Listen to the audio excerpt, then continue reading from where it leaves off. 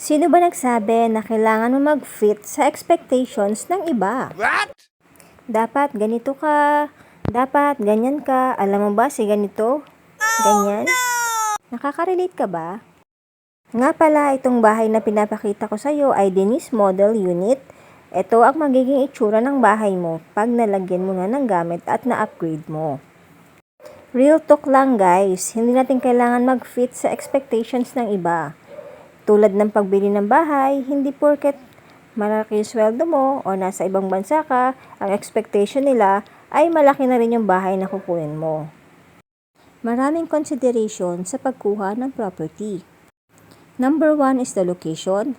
Number 2, yung required income para dun sa bahay na napili mo, papasabay yung sahod mo sa current job mo. At ito bang property na kinuha mo, nabivisualize mo ba siya na long term mo siyang titirahan? Or is this for investment lang? Or ipaparent mo? As a licensed real estate broker, meron tayong mga solusyon para matulungan ka namin na magkaroon ng sarili mong property. Kailangan muna natin ng proper pre-qualification para maibigay namin ang preferred na property mo. Marami ka namang option. Kung hindi ka papasa sa pag-ibig, meron tayong mga properties na through bank financing at meron ding through in-house financing.